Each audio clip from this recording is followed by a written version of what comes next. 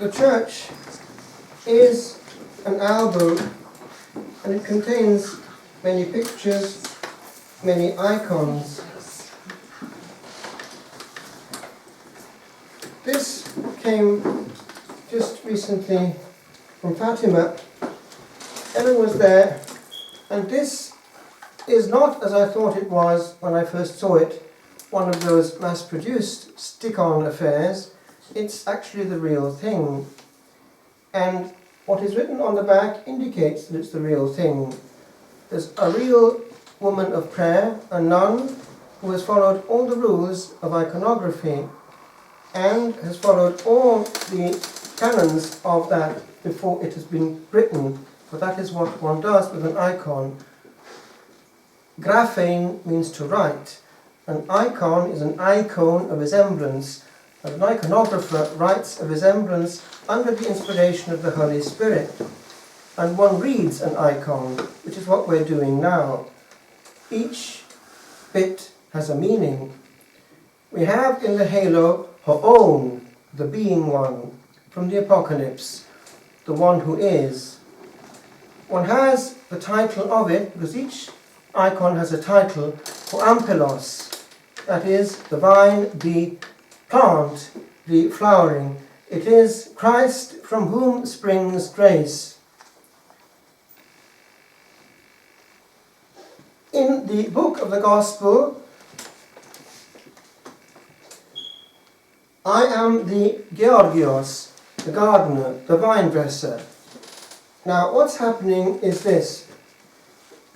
Eternal Father is above his head, the Holy Spirit of love is in the midst, and the Lord is teaching, and from him is coming teaching, truth, grace, light, healing, warmth, and salvation. But it is coming by intermediary, these apostles. Now, that is by capillary effect going throughout geography and time, and it is reaching Athboy and this part of Athboy where grace through providence is touching you right now, because the Lord does not in any way feel confined by time. Therefore, we are at the Last Supper, and when he said, do this, and empowering the apostles to do that, he's giving us the power, and we are obeying. Now, that hit me the other day when I opened again this, which I'd written not long after ordination. It was contemplating what actually happens at the high altar, in the monastery, of course. It was, in the initial stages of priesthood, very powerful, for this reason that in a monastery one does not celebrate every day, preside. One takes one's turn. One might preach once every 7 weeks, and so on, and also preside 1 week in 7, depending on how many priests are there. And so one takes it very seriously. And because we had concelebration, not individual celebration, one did not become familiar, because every time that it happened to be one's turn, it was rather like Zechariah entering into the Holy of Holies. It was not at all automatic, and one prepared and one gave thanks. And one felt, yes, the power. Now, that was what hit me when I penned these lines on power, because one sensed, especially in the early stages of ordination, that that power from the upper room was crossing one's energy systems. One almost could sense, especially in the early stages, the awfulness of what it was to be that direct channel. Especially on those occasions, which initially were quite rare, when one's celebrating without one's concelebrants around one, because in that situation, the consecration would not happen. So, power is what we have. And it was something which I would like to share with you this evening, because the devil knows it. Did you notice in the slight difference in tone between the first part and the second part of the life of this founding saint, St. Camillus, that there was a strange resemblance between his early years and that of your average youth of today. Notably, there was addiction. And it's a strangely modern addiction. People sometimes dismiss and overlook this particular addiction because it's not based on a substance. It might not actually even be seen. And also because very, very respectable people are sometimes into it and conceal it. I'm talking about the ruin of many marriages and even businesses and even lives, because you can end up in suicide. In fact, the great casinos are known for it. There are suicides near great casinos quite often. Gambling. In our day, gambling has become extremely diverse. It's not just a question of going to the bookies. Much can happen at home in the privacy of one's room before a screen. And that is what is actually happening more than we think. The priest unfortunately knows it. There's a lot of pain in many marriages because of this issue. But it's linked also with the other one and its consequence. The final solution to irreversible dead ends is suicide. And just recently I've had quite a few cases of young people, and I mean very young people, who have been on the brink or have been next to someone who has actually done it and succeeded, having to tie them down and clip them down and so on. But what happens is this, apparently. When it starts, it has a knock-on effect, and it becomes almost a fashion. And I've had people coming to me, parents bringing their adolescent children, that kind of thing, aware that it may carry on. And actually, just the other day, listening carefully to what they were saying and not saying, I could see that the parents actually had reason to fear. In fact, at one point I had 3 adolescents, and very young ones now, in my place, and they were just getting over the shock of one of their cousins who had just succeeded at the age of 19, and another one, a male, another one again, had pulled him down, and they were afraid that he might actually get involved as well. But these females, one was actually trying it, and one of the others copped on, where's she off to, and ran and found her, and her head was in the noose, so she stopped her, just in time. Now, I had in my place recently Christy May sitting there and imbibing tea, but he was telling me how he, when in prison, had been solicited by a sinister power, and he was aware that this was not the first time that he or somebody was being solicited in that prison, for there was a pattern. Suicide after suicide. It's not easy in prison to commit suicide, but they were succeeding each time. And so he copped on and had the strength of character to address this strange presence, because it was a presence, because it wasn't just a voice, it was an objective voice he was hearing, it wasn't just in his mind, it was also something which this presence was able to create and inject into the air, able to create a feeling of well-being, a physical solicitation, an invitation to have a quick end to the long sentence.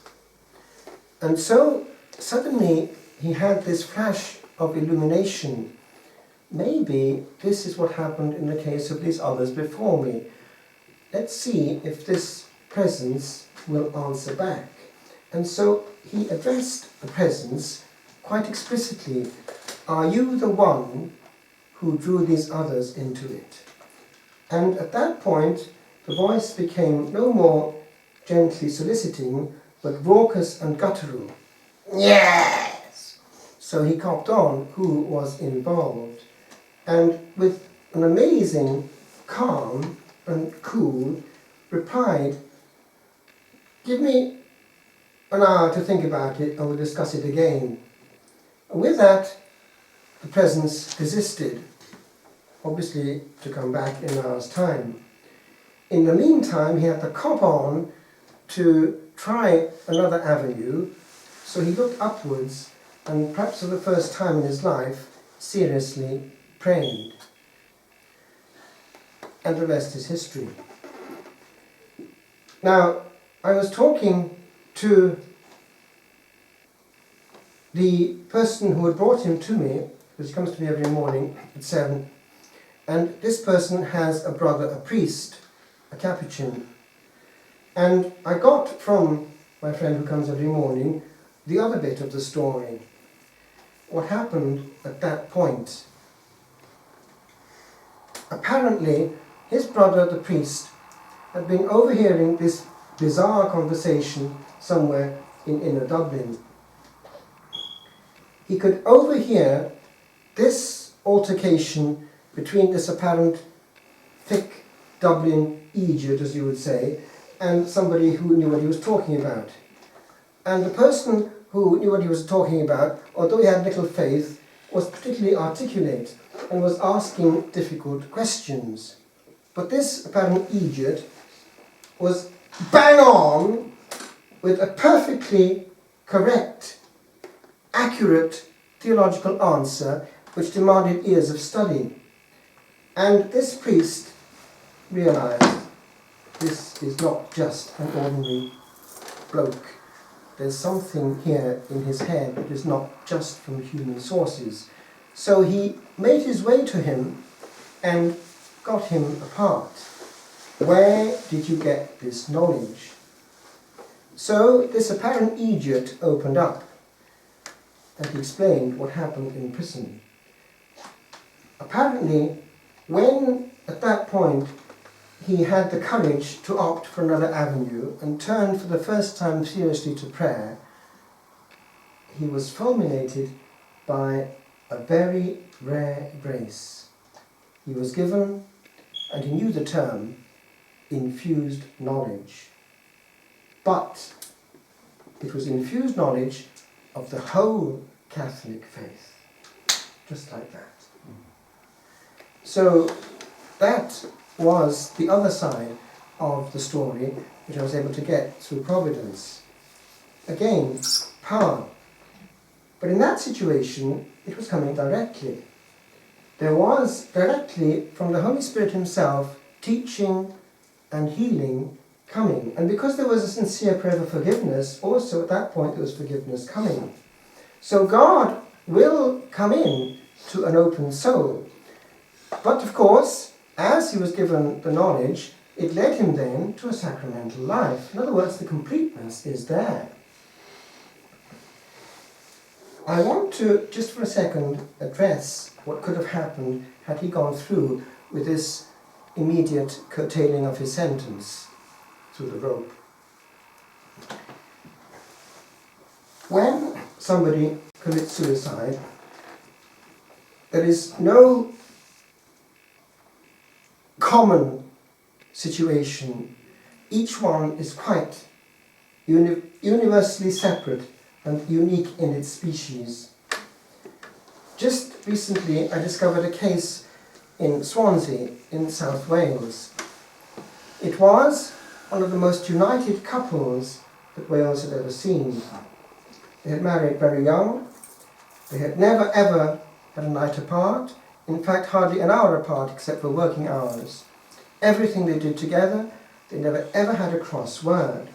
They were deeply, deeply in love, as they had always been, a model couple and family.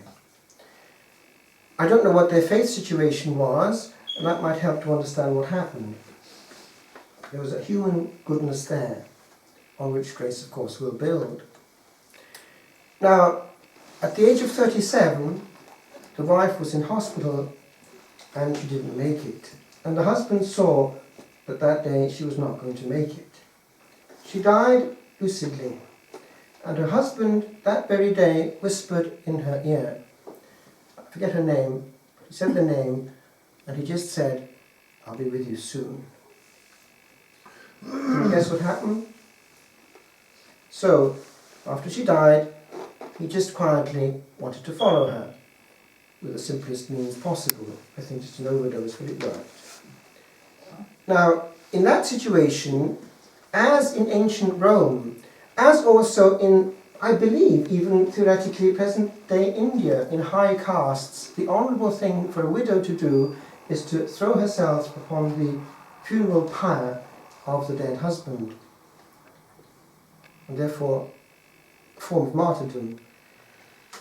But in ancient Rome, there was a code also of honour amongst soldiers, running upon your sword and so on. Indeed, in the Second World War, practically all the Japanese soldiers who foresaw that they were going to be obliged to surrender committed suicide first. It was the code of honour. So in that individual context of each soul, each one is operating within the parameters of his cultural formation, and therefore is judged according to the fidelity he has to that law of his. Because remember, even an erroneous conscience obliges. So that, in a way, helps us to understand how God handles that, probably. When it comes to young people that may perhaps be entering into it, there may be a huge diminution of responsibility because there's a lack of awareness, because no one tells them things. And indeed, they're given a false message, precisely by ourselves. We beatify suicides nowadays and give a day off school, that kind of thing. It doesn't help. It gives a confusing message. When actually, it's not a nice act. When it's only to do with the parents to see how unpleasant it is as an act. Now, other things can happen too. When I was a novice, I had a fellow novice who had a friend in school now, who one day in the holidays had seen his girlfriend dancing with another man, another boy. So he got hold of his father's gun and shot himself. These dramas, I know someone else actually tried to commit suicide in a similar situation, but these dramas of love are heroic in their own way. But again, they're people operating within their own parameters. But what is clear is this. If a person does, in any form of clarity of vision and knowledge and responsibility, go through that last moment in a state of deliberate refusal of what he knows to be wrong, right, that is actually quite dangerous. And the devil knows it. The devil also knows that there are certain points which favour that last victory. And I know, for instance, that there was a bridge in England, I believe, where there had been a succession of suicides of young people who were of school age. And eventually, the people responsible for the area wanted to know more why this was happening with such a vengeance. So they actually stopped somebody who was on the point of doing it yet again and got this person to answer a few questions. And apparently the answers were very similar to what Christie was saying. There was, as it were, an inexplicable force inviting to that point and casting them down almost against their will. That is very sinister. Now, when a person has committed suicide, we know now from what is on, for instance, a plethora of YouTubes on NDE of people who have committed suicide and somehow been brought back, that actually there's a pattern emerging. They are immediately given knowledge of the pain they have caused. They are also, if they're girls, given an understanding of the children that they were going to have. Other things come through. And actually, I was talking not that long ago to two young Irish people who had come to Mass in my place in the morning, And they happened to be watching something on Irish television, RTE, this is a couple of years ago by now. And it was precisely a question of NDE, people who had gone there and been brought back through medical skill. And they had all had this feeling of well-being once there was removal of pain. But they were, before coming back, given also this understanding that they could not go there by a shortcut. In other words, they were not able to commit suicide to get there more quickly. It just wouldn't work. In other words, it does not in any way lead to an immediate access to bliss. There is, at that point, a clear vision of what they had not been able to think about properly before getting there. And apparently there's a huge, huge regret, because at that point there's no more distraction. So for the first time perhaps ever, they see things as they are. Now, probably, if it's the case that suicide usually succeeds, that is the situation of the vast majority. Now, we don't know, of course, what proportion then will make it ever to glory. That is within the mystery of the particular judgment. It depends on the moral situation of the soul. But it's a very, very risky way to start all eternity. And therefore, my friends, what I want to say to you is this. Be careful, because you may be the very person to stop it from happening, and more quickly than you think. It depends on your antennae, because people are dropping hints, quite often, quietly, but only afterwards do we pick them up.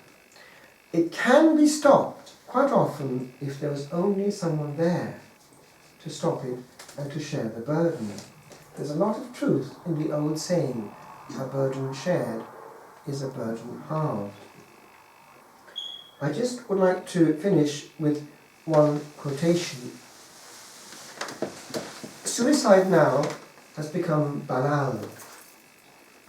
It wasn't the case only a couple of generations ago when a clear message was given, which at least had the effect of discouraging it, because people knew the gravity of it. But if one goes back in time, in Christian Europe, people were aware of its gravity, and it was a huge break. And all the power, for instance, of Shakespeare is based on the fact that people had the faith, and certain things mattered.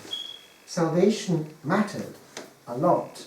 So in that context, I'll just conclude with a part of the soliloquy which only makes sense in the context of faith.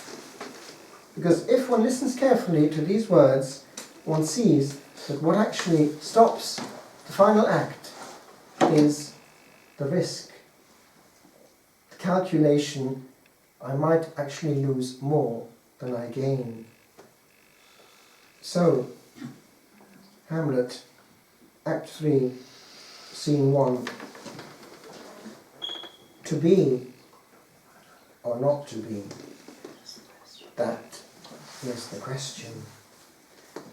Whether 'tis nobler in the mind to suffer the slings and arrows of outrageous fortune, or to take arms against a sea of troubles, and by opposing end them.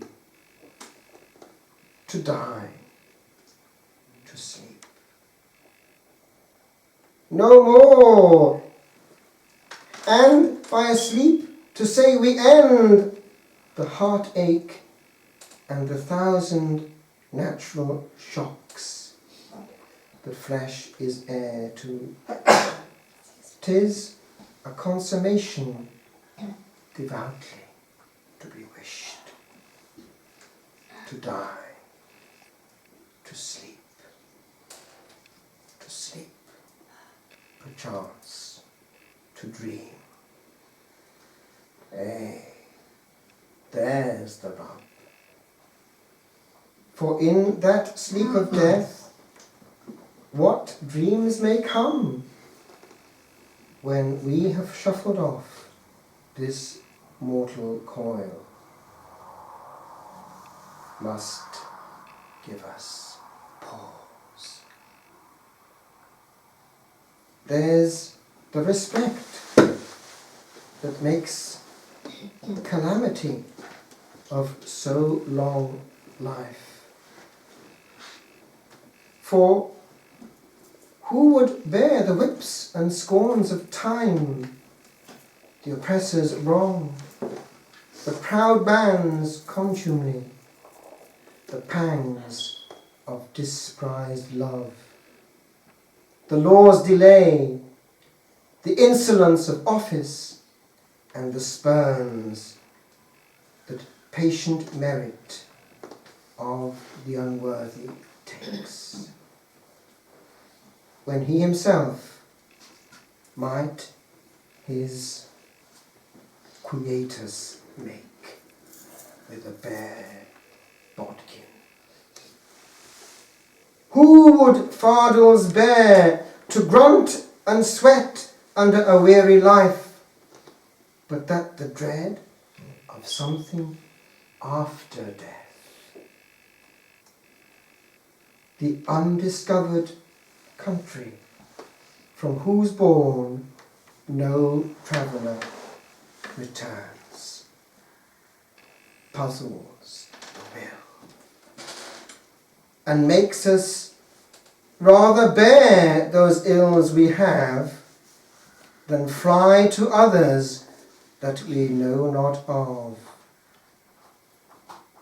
Thus, conscience does make cowards of us all, and thus the native hue of resolution is sicklied o'er with the pale cast of thought, and enterprises of great pith and moment with this regard their currents turn awry and lose the name.